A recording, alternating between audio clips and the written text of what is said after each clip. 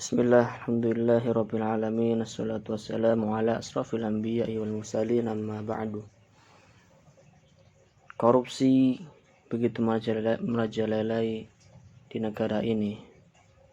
Mengapa korupsi selalu ada di negara ini sehingga sangat merugikan masyarakat Indonesia?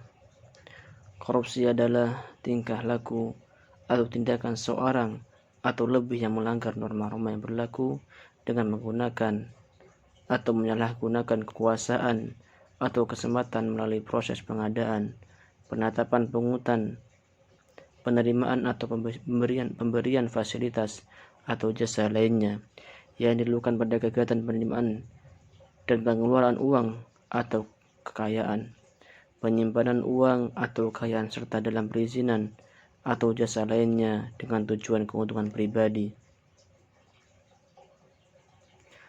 Jenis-jenis korupsi, 7 kelompok pidana korupsi.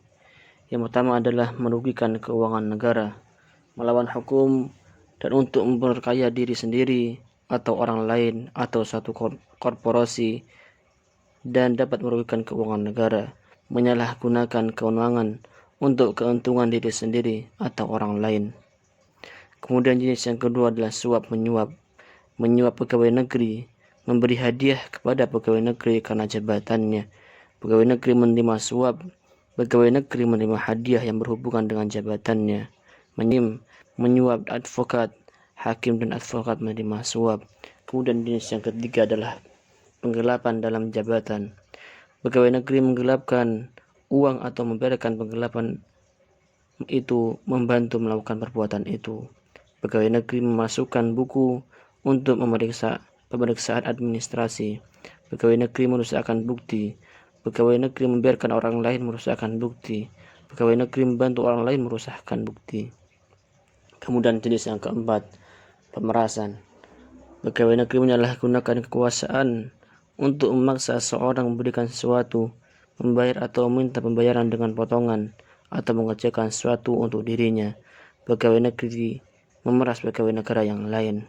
Kemudian jenis yang kelima, perbuatan curang. Pemborong atau ahli bangunan berbuat curang. Pengawas proyek membiarkan perbuatan curang. Rekanan TNI, Polri berbuat curang. Pengawas rekan TNI, Polri membiarkan perbuatan curang. Penerima barang untuk keperluan TNI atau Polri membiarkan perbuatan curang. Pegawai negeri menyerobot tanah negara sehingga merugikan orang lain. Kemudian jenis yang keenam, benturan kepentingan dalam pengadaan. Pegawai negeri turut serta dalam pengadaan yang diurusnya. Kemudian jenis yang ketujuh, gratifikasi. Pegawai negeri yang berhubungan dengan jabatan atau kewenangannya menerima gratifikasi dan tidak lapor KPK dalam jangka waktu 30 hari.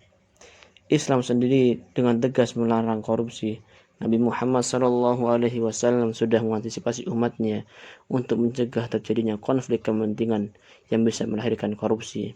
Contohnya ketika adanya konflik kepentingan antara petugas pemungut zakat yang juga sekaligus pendakwah Islam di Yaman.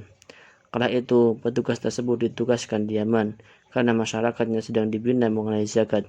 Nabi Muhammad SAW kemudian mengutus Mu'adz bin Jabal ke Yaman sebagai juru dakwah. Dalam pengakuan Mu'adz bin Jabal, sesaat setelah Nabi Muhammad SAW melepasnya dan Abu Musa al-Asy'ari ke Yaman, Nabi ternyata melupakan satu wasiat penting. Hingga akhirnya beliau mengutus kembali seorang agar mereka kembali, baru dilepaskan kembali. Usai mereka kembali, peristiwa ini pun terekam dalam hadis sahih riwayat Ahmad dari Al-Haris bin Amr dari beberapa seorang teman-teman Mu'adz. Sungguhnya Nabi mengutus Mu'adz bin Jabal dan beliau bertanya, bagaimana kamu akan memutuskan hukum? Mu'adz pun menjawab, akan memutuskan hukum dengan dasar kitabullah. Kemudian Rasulullah SAW bertanya kembali, kalau tidak kamu dapat dalam kitabullah? Maka Mu'adz menjawab, akan merujuk dasar sunnah Rasulullah SAW. Rasul bertanya lagi, kalau tidak kau dapatkan dalam sunnah Nabi? Kemudian Mu'adz bin jawab, akan melakukan ijtihad dengan pemikirannya. Mendengar ini Rasulullah SAW pun bersabda, akan melakukan ijtihad dengan pemikirannya. Mendengar ini Rasulullah SAW pun bersabda, segala puji bagi Allah Subhanahu wa taala yang telah menolong utusan Rasulullah sallallahu alaihi wasallam. Rasulullah juga berpesan kepada Mu'adz untuk tidak melakukan korupsi terhadap apapun selama bertugas menjadi pendakwah dan pejabat di Yaman. Berdasarkan hadis riwayat At-Tirmidzi, diceritakan dari Mu'adz bin Jabal, ia berkata, Rasulullah sallallahu alaihi wasallam mengutus saya ke Yaman. Ketika saya baru berangkat, beliau merintahkan seorang untuk memanggil saya kembali, maka saya pun kembali dan beliau berkata, Apakah engkau tahu aku mengirimmu orang untuk kembali?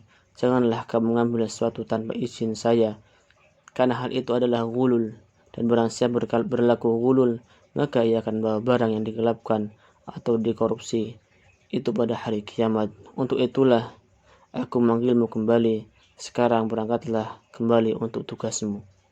Atas dasar hadis tersebut, cukup cakupan ghulul pada tahun ke-10 Hijriah bukan hanya sebatas pada harta rampasan perang sebagaimana yang terjadi di tahun sebelumnya. Uang tip, pelicin, dan uang keamanan masuk dalam kategori tindakan korupsi. Dalam istilah Nabi, uang-uang ini disebut al-maqsu atau pungutan liar. Sekian dari saya, kurang lebihnya mohon maaf. Assalamualaikum warahmatullahi wabarakatuh.